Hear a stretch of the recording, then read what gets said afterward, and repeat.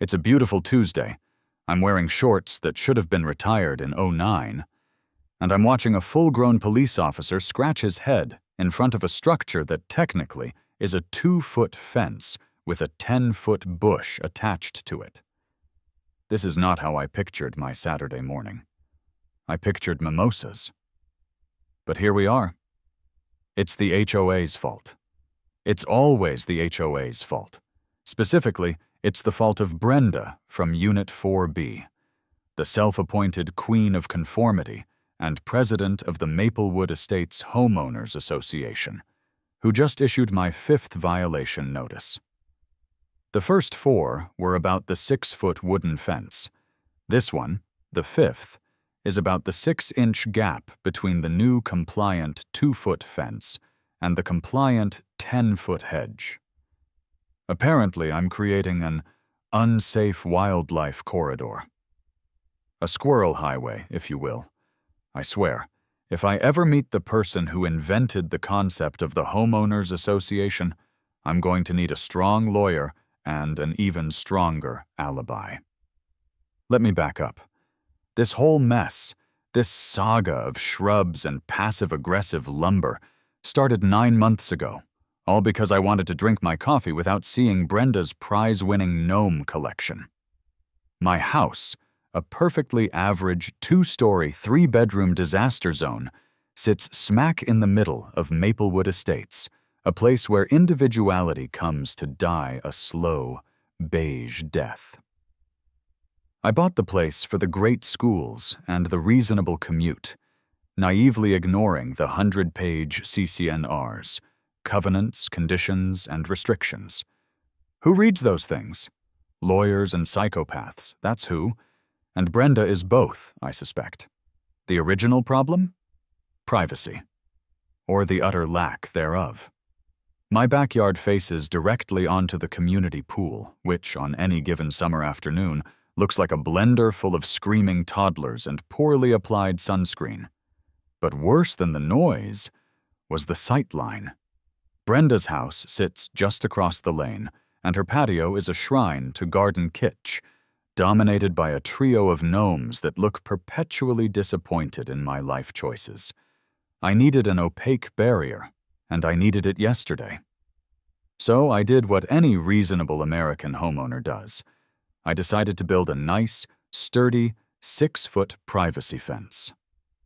I spent a Saturday morning at Home Depot, inhaling the scent of fresh-cut pine like it was therapy. I bought the nice, dark-stained cedar, the heavy-duty posts, and enough quick, dry cement to anchor a battleship. I spent the next 2 weekends, sweating and swearing, digging holes and hanging panels. It was therapeutic. It was sturdy. It was 6 feet tall. On Monday, as I was admiring my handiwork, a beautiful solid wall of dark wood that blocked out the sun, the screaming, and the judgmental gnomes, I found it. Tucked into the gap of my front door, next to a coupon for 10% off dry cleaning, was a thick, glossy cardstock envelope. It was the kind of envelope that screams, "I am here to ruin your day." Inside was Violation Notice 001C. It stated, in cold, bureaucratic Times New Roman, "Structure violates Section 3.2D, which limits fence heights to 48 inches, 4 feet, at property boundaries." Wait, 4 feet? That's a fence height suitable for keeping out aggressive chihuahuas, not providing actual human privacy. I had measured carefully before I started, calling the HOA office, speaking to some intern named Chad. "Chad, what's the fence limit?" Typically 6 feet, sir, but you have to submit a form, AF 902, for architectural review." 6 feet, got it. Thanks, Chad. Chad, bless his heart, had given me the typical city ordinance, not the hyper-specific, tyrannical HOA rule. And Brenda, always watching, always waiting, had pounced the minute the top post touched 49 inches. The fine? $100 for the initial violation, plus $50 for every day I failed to remedy it. The clock was ticking. I felt that familiar mix of rage and utter helplessness that only poorly regulated suburban power can induce. My beautiful, hard-won 6-foot sanctuary was a liability. I was trapped between my need for privacy and the punitive whims of a bored woman with a clipboard and an army of garden gnomes. I called the HOA office, not Chad this time, but the main line. I spoke to an actual non-Chad human being. My fence is 6 feet. Your rule says 4 feet. Can we compromise? 5 feet, I pleaded. The rules are the rules, sir, the voice, which sounded suspiciously like Brenda using a throat spray, replied. Section 3.2.d is clear. It's for uniformity and to maintain the aesthetic sightlines of the community. Aesthetic sightlines.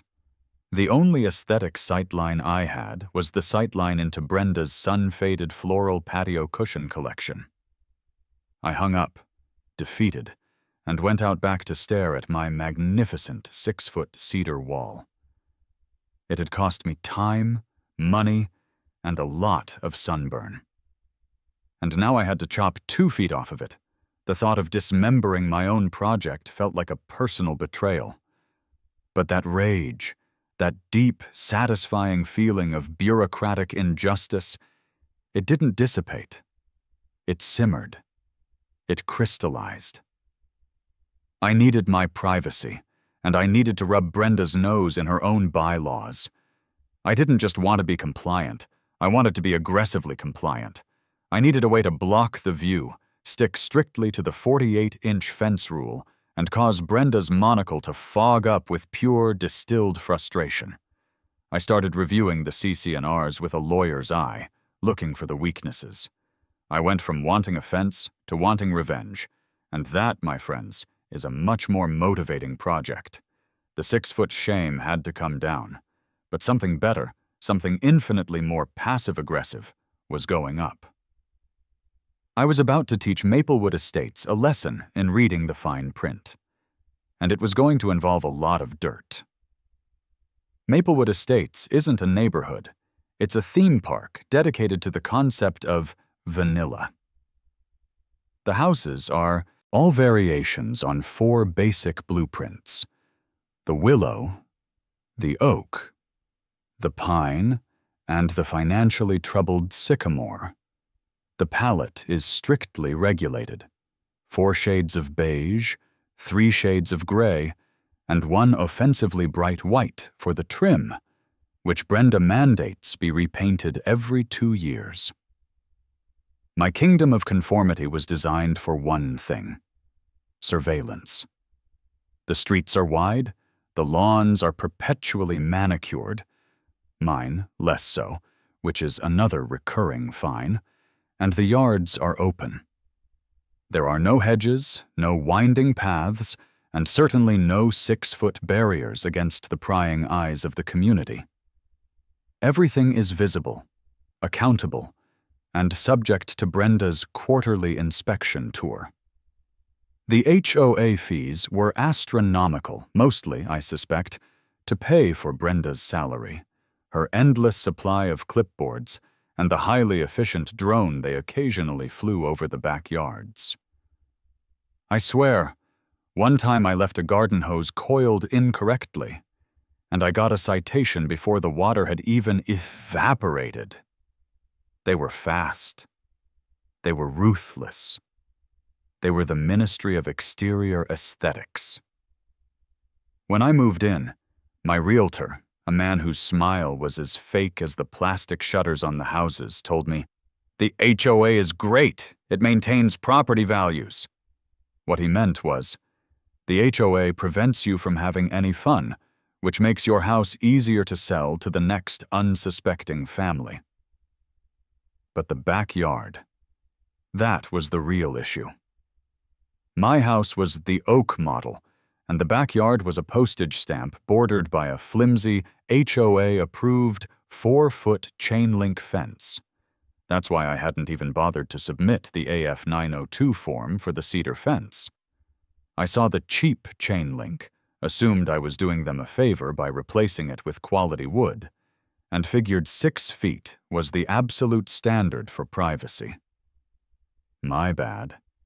Hubris. The pool was the epicenter of the noise and the visibility issues. It wasn't just the daytime screaming. It was the late-night, slightly intoxicated pool parties that Brenda threw, which invariably involved a karaoke machine and her off-key rendition of "I Will Survive."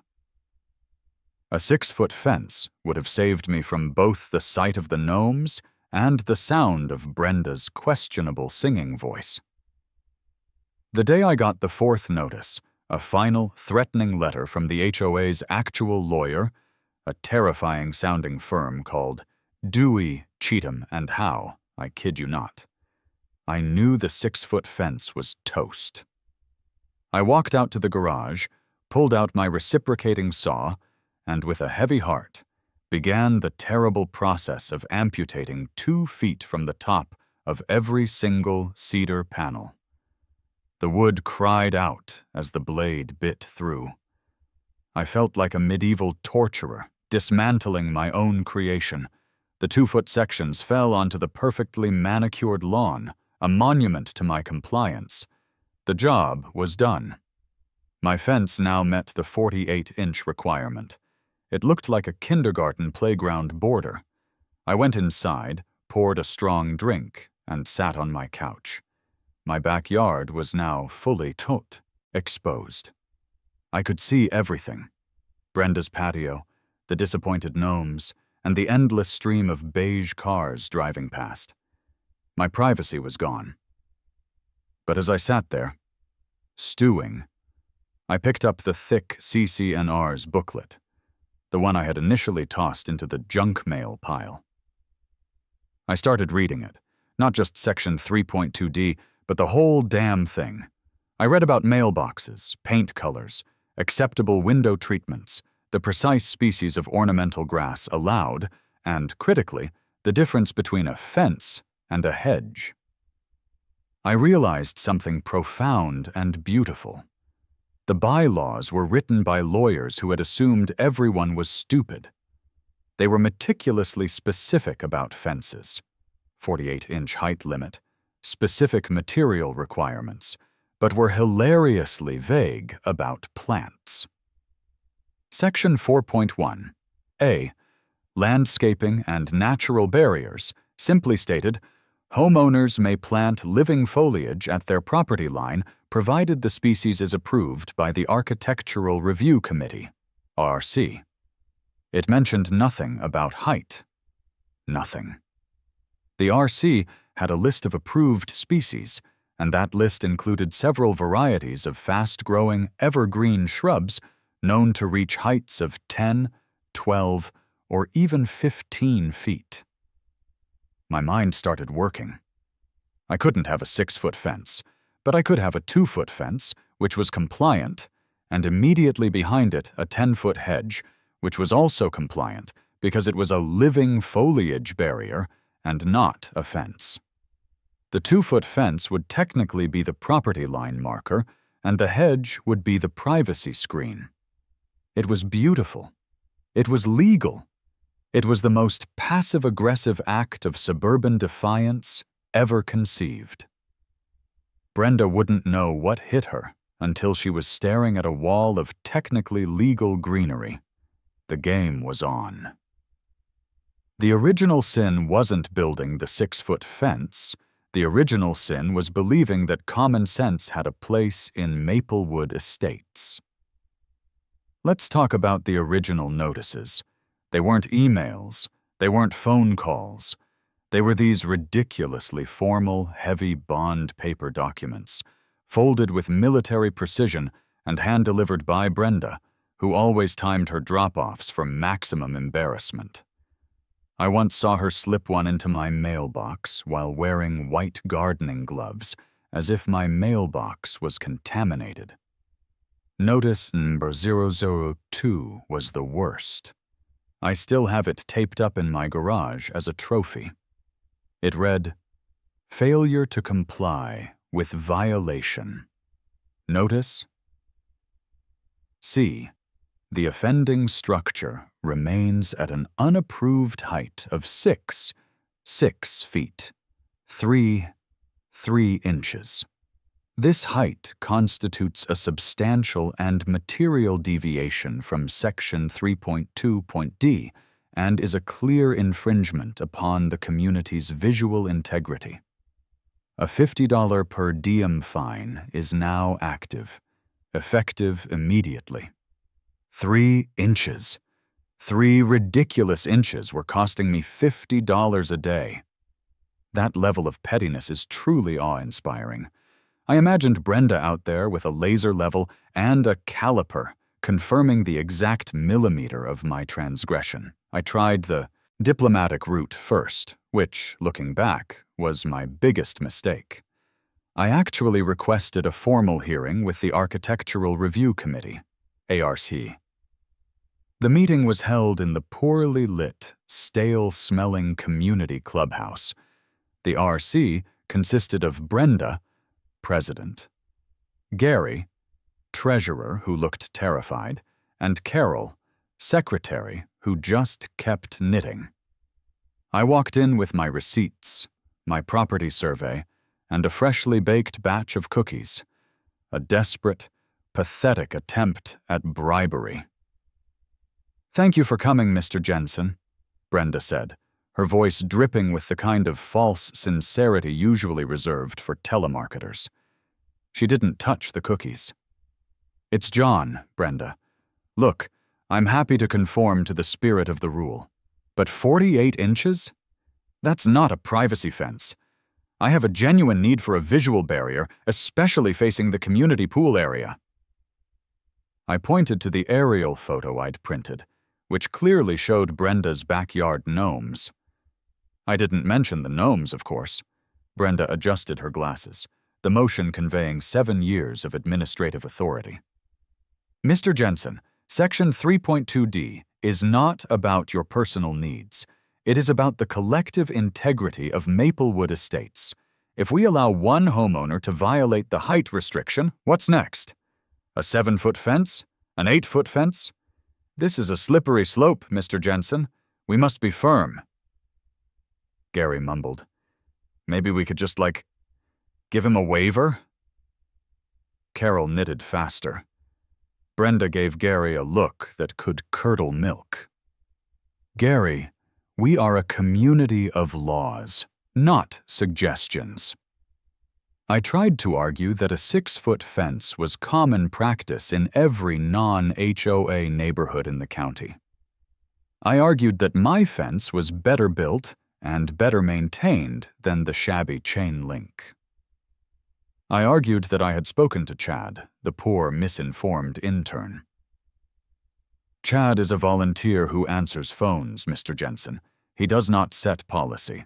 Your responsibility was to submit the AF 902 form, which you failed to do. The fine stands. You have 10 days to reduce the height to 48 inches, or we will contract the removal ourselves and bill you for the service plus a 20% administrative fee." It was the administrative fee that broke me. And the look on Brenda's face, a smug, self-satisfied expression that suggested she had just won the Nobel Prize for bureaucracy. She hadn't just won, she had humiliated me. I picked up my uneaten cookies, nodded curtly, and walked out. That night, as the $50 per diem ticked up, I got out the reciprocating saw. I did the work. The fence came down to a useless, pathetic 4 feet. I was compliant. The fine stopped. But the anger didn't. It morphed into something productive. Pure, concentrated vengeance. I couldn't beat the rules, but I could weaponize them. As I hauled the 2-foot cedar scraps to the curb, I thought, if the fence has to be 2 feet, then the barrier is going to be something else. And that something else is going to be alive, aggressive, and 10 feet high. That's when I pulled out the CCNRs and started looking for the loopholes.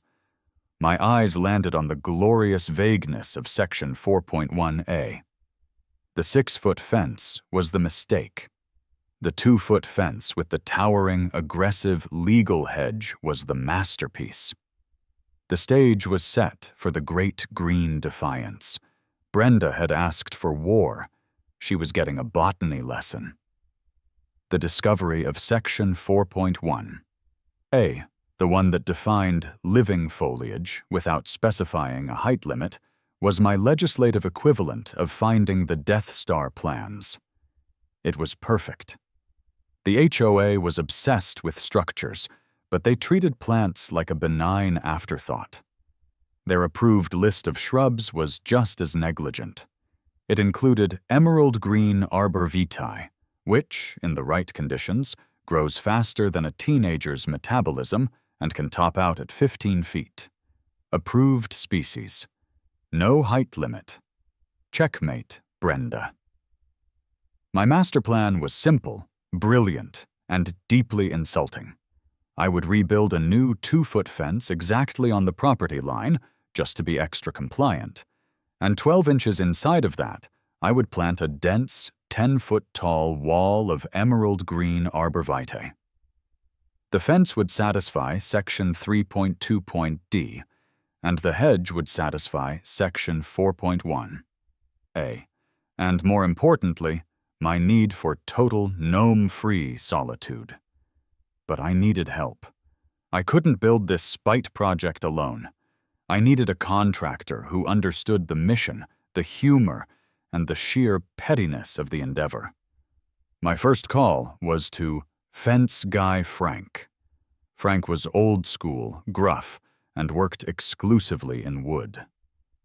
"So, you want a fence?" Frank asked over the phone, his voice sounding like sandpaper.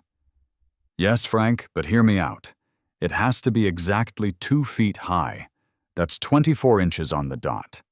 And it needs to be set up perfectly straight." 2 feet? Frank scoffed.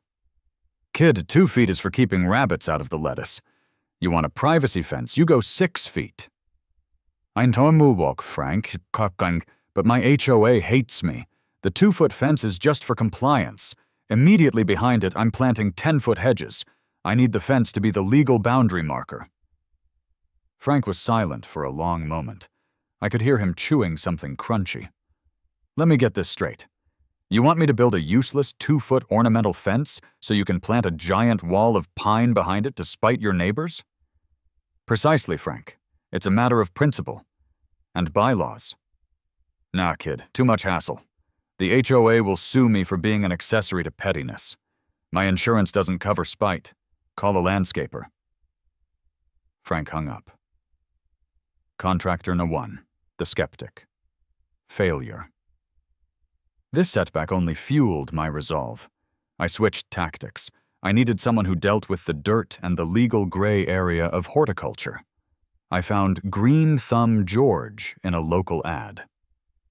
George looked like a guy who'd never worn a non-cargo short in his life and had a perpetual 5 o'clock shadow, even at 9 a.m. He looked like he needed the money, and he smelled like fertilizer and desperation.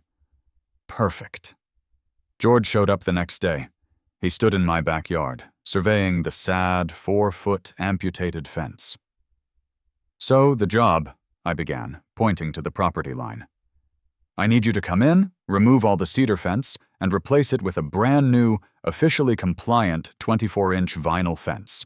White, for maximum conformity." George nodded slowly, adjusting his baseball cap. "I can do that. That's a border fence." "Why white vinyl? Looks cheap." "Because it's going to be invisible soon. Then," I leaned in conspiratorially, "I need you to dig a trench exactly 1 foot back from that compliant 2-foot fence. And I need to fill that trench with the biggest, most aggressive, most non-native, HOA-approved shrub you can find. Something that hits 10 feet yesterday." I handed him the list of approved species from Section 4.1a. He squinted at the paper, his lips moving as he read the Latin names. Emerald green arborvitae, he read. Fast grower, dense, excellent screen. It'll hit 8 feet in 2 seasons, 10 feet if you baby it with fertilizer. He looked from the list to me, then over at Brenda's house, and then back to me. A slow, magnificent smile spread across his face. It was the smile of a man who suddenly understood the sublime beauty of spite. The bylaw, George said, tracing the section with a grubby finger. It only governs fence height. Nothing about plant height. You're building a 2-foot fence, and you're planting a stand of approved shrubs. He chuckled, a deep, raspy sound. You're not building a fence, buddy. You're building a 2-foot structural demarcation supporting a 10-foot organic privacy barrier.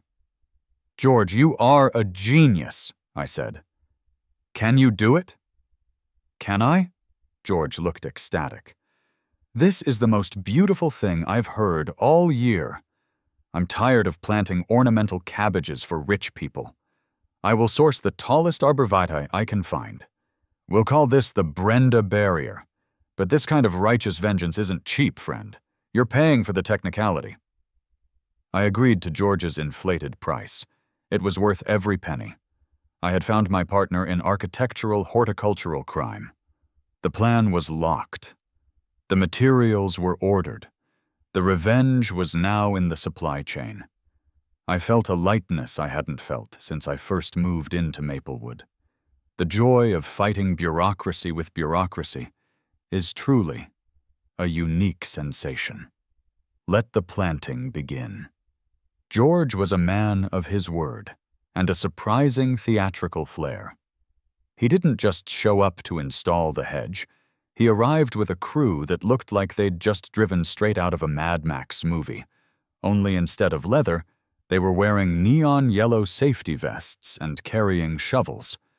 His truck was enormous, trailing a flatbed loaded with what looked like miniature pine trees and first, the fence. George and his 2-man crew, a pair of twins named Rico and Chico, who communicated entirely in grunt-like noises, made short work of installing the new white vinyl fence. It was 24 inches high, exactly. It was blindingly white and looked utterly, pathetically useless. You could step over it without breaking stride. But it was compliant. Section 3.2.d was satisfied. Brenda couldn't touch it. This installation, however, was just the preamble. The main event was the emerald green arborvitae themselves. George hadn't just bought big hedges, he'd bought monsters. They were at least 9 feet tall, fully mature, and bald and burlapped like horticultural hostages. The flatbed truck, struggling to navigate the narrow suburban streets, became immediately stuck attempting to back down my driveway. Rico, Chico, and George started wrestling the massive plants off the truck. It was less like gardening and more like competitive log rolling. This caused the first major disruption. I stood on my driveway, supervising the chaos. A few neighbors had already gathered on their sidewalks, pretending to water their lawn while openly gawking. Brenda's window blinds were twitching like a nervous eyelid. "George, those are beautiful, man. They're huge," I shouted over the sound of a struggling engine. "They're perfect, John. We found a nursery 200 miles south that specializes in instant privacy. These trees are built for spite," George yelled back, wiping sweat from his brow. "They're blocking half the street." "Relax. That's just temporary obstruction of a thoroughfare. That's a county violation, not an HOA violation. Different jurisdiction." George was loving this. A small silver Lexus tried to squeeze past. The driver, a woman named Sharon, who was notoriously petty but second to Brenda, honked aggressively. George waved his hands like a symphony conductor. "Rico! Chico! One of you move that giant shrub so the Lexus can pass. Temporarily, of course." Rico and Chico, grunting in unison, pushed one of the arbor vitae balls further into my lawn, scratching Sharon's pristine white curb. She sped away in a huff. I knew a new violation notice was already being drafted in her mind. The digging commenced. George had promised a trench, but he brought a small excavator, a machine that looked incredibly out of place next to the dainty 2-foot white fence. The earth trembled. Dirt flew. The 12-inch gap between the fence and the trench was maintained with meticulous comical accuracy. George was a stickler for the details of the master plan. The noise alone was enough to draw Brenda out. She emerged from her front door, clipboard in hand, looking like a suburban general inspecting the front lines of a siege. She crossed the lawn, her sandals clicking angrily on the pavement. "Mr. Jensen, what in the world is going on here?" she demanded, stopping short of the 24-inch fence boundary. I smiled, a wide, genuine, completely unhelpful smile. "Good morning, Brenda. Just improving the property value, as per the CC&Rs. She pointed a manicured finger at the excavator. "That noise, that machinery, it's highly disruptive to the neighborhood's serenity." "Ah, Section 5.3b, commercial activity, you mean? Don't worry, Brenda. George here is a licensed contractor operating within the legal hours of 8 a.m. to 6 p.m., totally compliant." She then pointed at the massive hedge balls lying on my front lawn. Those trees, they are massive. They violate the spirit of the restriction." "Spirit, Brenda? I thought we were a community of laws, not suggestions," I countered, using her exact phrase from the ARC meeting. "The fence," I gestured dramatically to the 2-foot white line, "is 24 inches. Compliant with 3.2d.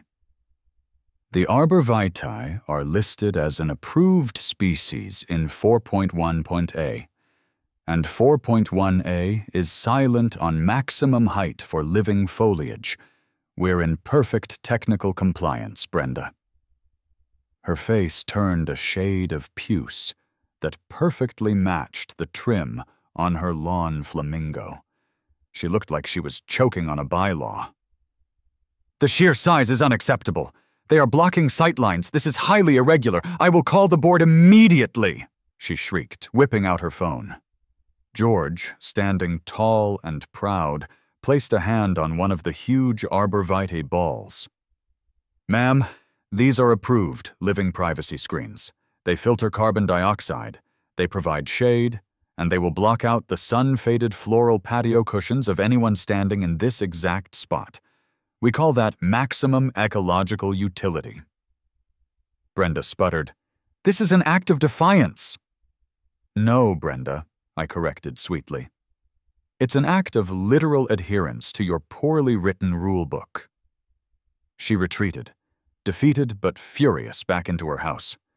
I could practically hear the ink drying on a new violation notice, but this time she had no section to cite. The construction continued, loud and glorious. The arbor vitae were lowered one by one into the trench, the 2-foot fence standing sentinel in front of them, a ridiculous, unnecessary line of defense. My backyard view was slowly turning from a gnome-filled nightmare to a wall of glorious dense green. The chaos was worth the compliance. I knew Brenda wouldn't let the arbor vitae stand without a fight. When she couldn't find a rule in the CC&Rs, she went outside the jurisdiction. She called the police. It was later that afternoon. George and his crew were finishing the backfilling, tamping the soil around the last of the 10-foot trees. The new privacy solution was imposing. You couldn't see a single thing past the hedge, which was exactly the point. The 24-inch fence was a ridiculous, compliant footnote in front of a living green fortress. That's when the blue and red lights started flashing at the end of the street. 2 patrol cars, not 1. Brenda wasn't taking any chances. The first officer, a tall, Young guy named Officer Miller, I read his name tag because I knew this was going to be a story, approached me cautiously. He looked confused, which was an entirely appropriate reaction to the scene. A professional landscaping crew, a giant wall of green, and a tiny white vinyl fence. "Sir, we received a call regarding an excessive structure and noise disturbance," Officer Miller said, adjusting his belt. "Officer, I promise we're just finishing up. We're well within the permitted construction hours." The caller, Ms. Peterson, stated you were erecting an unauthorized, overheight permanent barrier, violating community standards and blocking public access. I grinned. This was my favorite part. I retrieved my now dog-eared CC&R's booklet. "Officer, I am in complete compliance. May I show you the evidence?" He sighed. I think he was expecting a domestic dispute, not a masterclass in zoning law. "Go ahead, sir." I started with the fence. "This white structure, Officer Miller, is my fence. It is exactly 24 inches high. The HOA rule, Section 3.2.d, limits fences to 48 inches. I'm well within the limit. I've gone above and beyond with compliance, actually." I knelt down and showed him the base. He looked skeptical. "But what about that?" He gestured to the wall of green towering over us. "That, sir, is not a fence. That is a hedge, specifically an emerald green arborvitae, a species approved for planting in Maplewood Estates by the Architectural Review Committee." I opened the CC&Rs and pointed to the section. Section 4.1.a, Living Foliage Barrier. The bylaw is absolutely silent on the maximum height of living foliage. Trees are allowed to grow to their natural height. I am simply exercising my right to plant approved landscaping. Officer Miller ran a hand through his hair. He walked over to George, who was trying not to laugh while packing dirt. "Are those trees or a wall?" the officer asked George. "They're trees, officer," George replied, completely straight-faced. Living organisms. They breathe. They photosynthesize. They just happen to be very, very tall organisms planted very, very close together. We provide instant privacy. We don't violate property codes. Big difference. The second officer, who had been chatting on his radio, walked up. "What's the problem, Miller?" "Sir, the complainant says he built an illegal 6-foot fence. The homeowner here says he built a legal 2-foot fence and then planted a 10-foot bush." The second officer looked at the 2-foot fence, then at the 10-foot hedge. He looked up at the sky. He looked back at the fence. "So, the fence is legal?" "Yes, sir." "And the plants are approved?" "Yes, sir. Approved species list." "And there's no height limit on plants in the rules?" "No, sir. The homeowner pointed out the rule is silent." The second officer stared at me. I maintained eye contact and Hoots offered a polite, totally innocent nod. "Is this some kind of protest, sir?" he finally asked. "It's an exercise in property rights and strict adherence to the law, officer. I believe in following the rules. I just follow all of them, including the ones that supersede the others." The two officers exchanged a long, resigned look. I could practically hear them thinking, "This is why I joined the force? To mediate shrubbery disputes?" Officer Miller turned back to me. "Mr. Jensen, we cannot enforce an HOA bylaw unless it violates a municipal ordinance or state law. If your structure complies with your own community documents, this is a civil matter between you and your association. We have no jurisdiction here." "Thank you, officer," I said, genuinely grateful. "Have a nice day." As they walked back to their patrol cars, the second officer muttered loud enough for me to hear, "He should have just built the 6-foot fence and paid the fine. This is way more trouble." I watched the police cars pull away, knowing this was a massive win. Brenda had wasted tax dollars and police time on a purely civil, entirely compliant act of landscaping. The humiliation was total. George and his crew finished the work, now energized by the sheer absurdity of the police visit. The arborvitae stood firm, a dark green, towering, 10-foot-high, absolutely legal middle finger to the Maplewood Estates Homeowners Association. All that remained was the final, glorious confrontation. Brenda, humiliated by the police failure, immediately called an emergency HOA meeting. The subject on the agenda was short, terse, and menacing. Review of new landscape anomalies at Unit 2A. That's me. I was an anomaly. The meeting was held 2 nights later, back in the same stale community clubhouse. This time, the room was packed. People had heard the rumors of the police, the 2-foot fence, and the great hedge. They wanted a show. Even Gary, the terrified treasurer, looked slightly less terrified, almost expectant. I arrived early, carrying not cookies this time, but 3 laminated copies of the CC&Rs, marked with brightly colored tabs. I took a seat front and center, feeling like a lawyer defending a high-stakes, purely ridiculous case. Brenda stood at the podium, red in the face. She banged the gavel, yes, she had a gavel, and started the meeting. Tonight, we are here to discuss a blatant, intentional act of hostility and nonconformity by Mr. John Jensen of Unit 2A, she began, sounding like a prosecuting attorney. Objection, I murmured, loud enough to cause a ripple of quiet laughter. Brenda ignored me and launched into a prepared statement, complete with a slideshow of blurry, low-angle photos of my hedge. This structure, and I use that term loosely, violates the spirit of our community.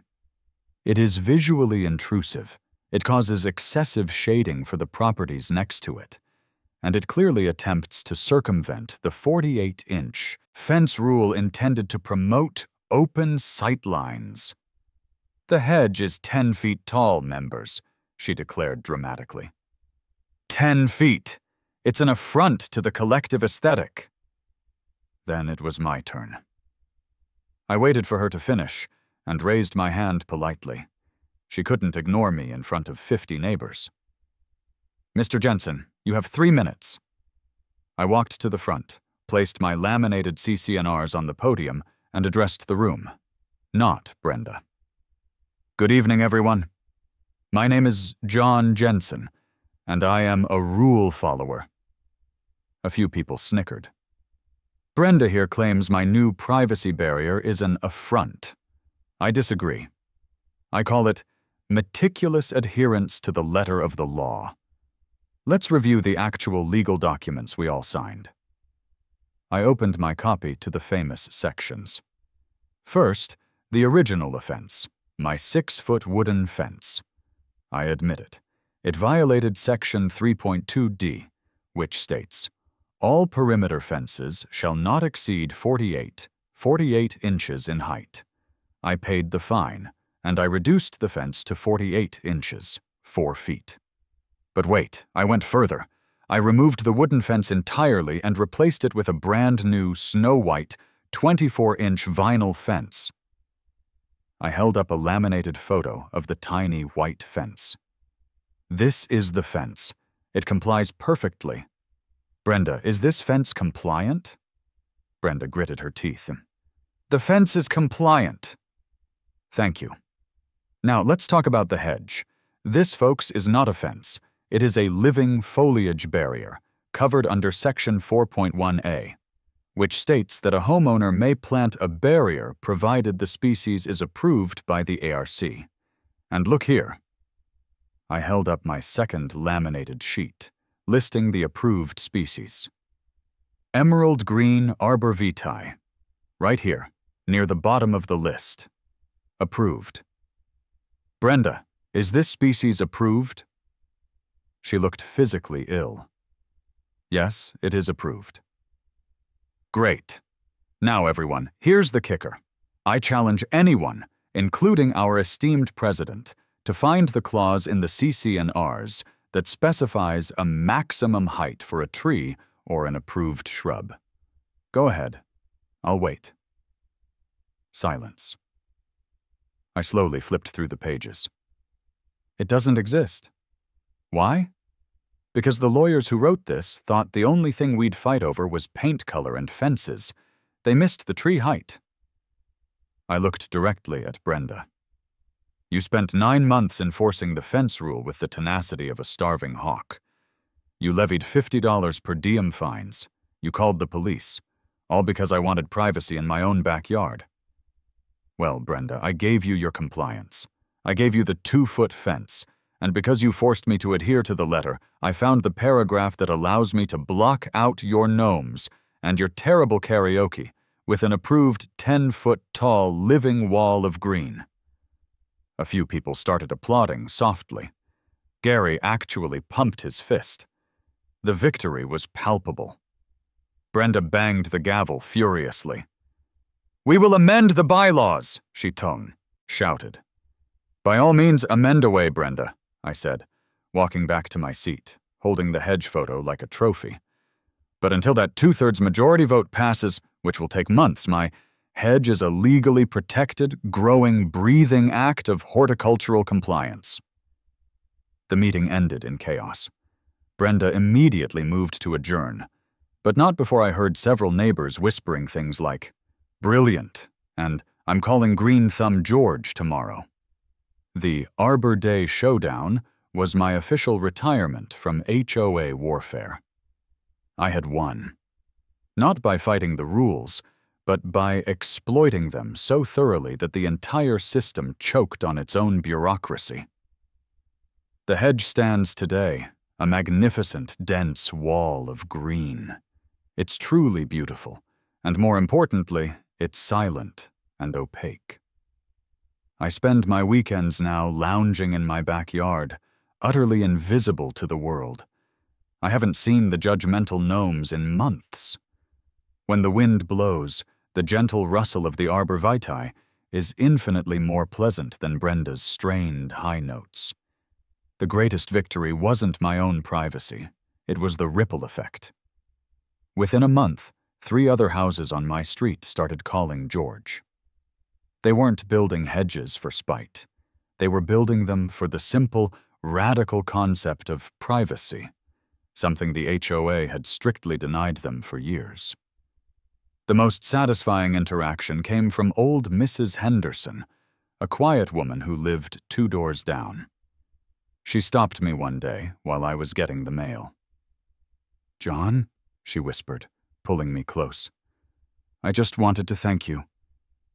Brenda cited me last month because my doormat was too vibrant. I saw what you did. I called George. I got the hedge. My backyard is finally quiet. You gave us permission to fight back legally." I gave her a knowing nod. It wasn't an urban revolution, but a suburban rebirth. A quiet, green rebellion against the tyranny of aesthetic conformity. The hedges weren't just blocking sightlines, they were establishing mental borders, giving people back their small piece of the American dream that involves not having your life constantly monitored by a woman with a clipboard and an obsession with beige. As for Brenda, she tried to fight the hedge. She attempted to get the RC to retroactively declare the arbor vitae invasive or non-conforming due to excessive shade. All these efforts failed because, technically, the species was approved. Her only recourse was to try and get the CC&Rs amended. A motion to amend Section 4.1, A to include a maximum height of 48 inches for all foliage was introduced. It required a 2/3 majority vote from all homeowners. I heard through the grapevine that the vote failed miserably, 35% in favor, 65% against. It seemed the entire community having tasted freedom behind their newly installed, perfectly legal, towering walls of green, was not about to vote for their own re-imprisonment. The 2-foot fence had inadvertently become the symbol of my legal genius. I still get a monthly fine from Brenda, but it's always for something minor and ridiculous, like excessive lawn growth in Sector 3 or unapproved patio furniture color. I pay the $25 fine without blinking. It's a small monthly subscription fee for the priceless privacy the 24-inch fence and its 10-foot guard hedge provide. The next time you're facing bureaucratic madness, remember this: the rules are just words. And if you read those words carefully enough, you can find the loophole that turns an arbitrary constraint into the blueprint for your greatest, most passive-aggressive triumph. Now, if you'll excuse me, I hear the distinct sound of a power trimmer. I think I'm going to shape the top of my hedge into a giant complimentary thumbs-up sign. Just a little thank you note to Brenda.